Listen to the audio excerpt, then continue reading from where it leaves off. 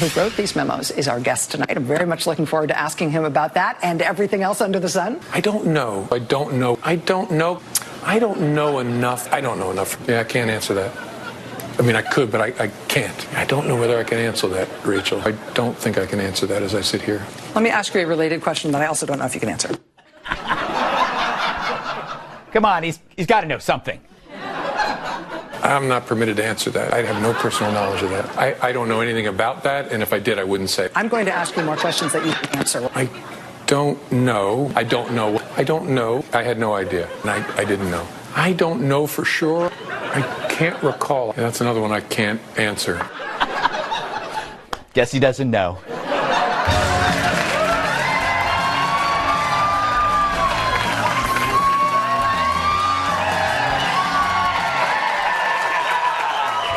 All right. Comey, Stormy, two peas in a pod. One had a book, another had a sketch. And they tried to outdo each other in a game of publicity ping pong. I thought, honestly, that he was, sort of handsome. You realize I'm actually kind of an honest idiot? I have, bodyguards, and you don't even want to know their food bill. I think I'm a good person where I've lied. My baby had a blowout in her diaper. During the salad, before the shrimp scampi. I'm a better actress than he is. There might be green men out there. Women like me matter. I don't want to be too tough on myself. I'm done being bullied. It sucked.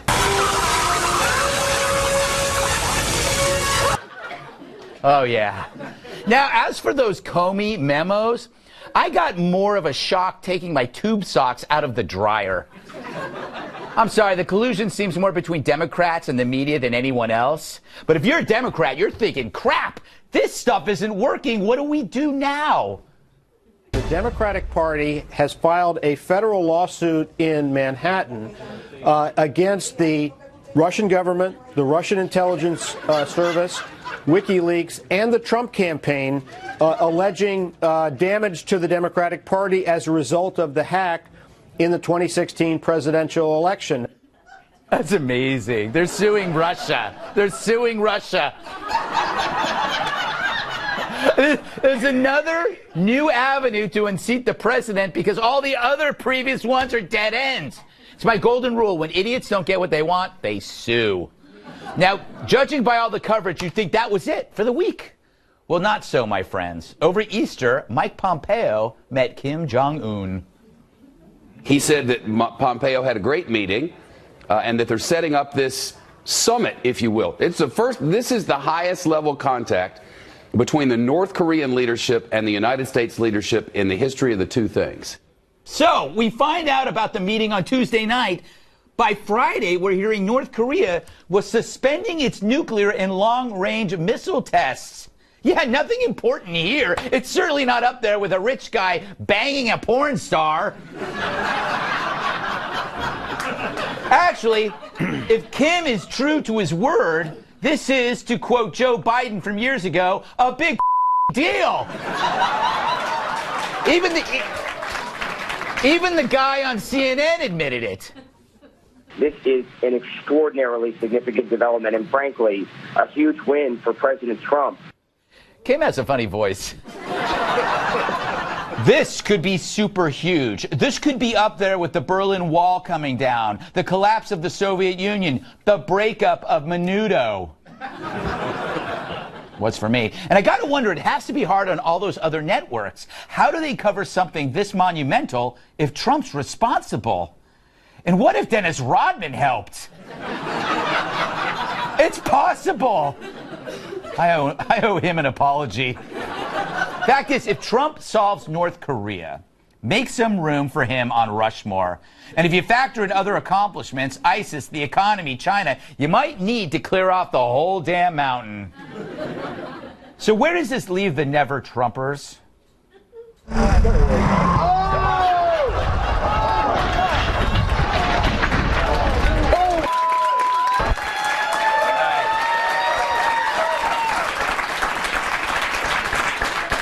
Clapping for car accidents. Terrible audience we have here. It's time for an intervention. Think about what they're doing, obsessing over a decade-old sex romp while the world stage changes. Now, think about the collapse of the USSR. What if the MSNBCs of today were around back then? They'd be doing a town hall on the secret sexism of leg warmers. But I get it. What if the person you hate changes the world for the better?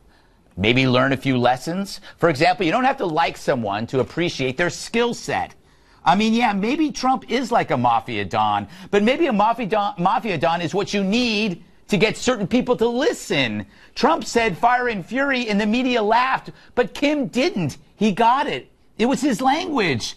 Trump seems to do this with every issue, and it works. His presence, it's like a laxative in a brownie. He gets everyone going. I think I've used that joke before. And yeah, even I admit it's crazy if the guy from The Apprentice brings world peace. It's crazy. And as for those of you who find it unsavory that the same guy slept with a porn star, well, we all can't be as pure or as boring as you are. Fact is, if you're a billionaire living the life in New York City, I think it's against the law if you don't sleep with a porn star. But for all you generic anti-Trumpers, it's time to admit this whole Stormy saga has really got nothing to do with defending the honor of a porn star.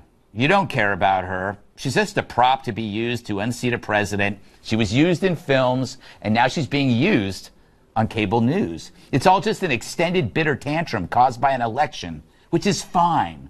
But if your petty emotions get in the way of something that could make the world a better and safer place, then you're a loser.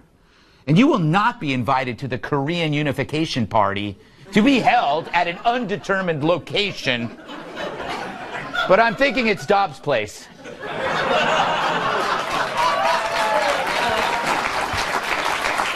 No joke. He has a hot tub that seats 240.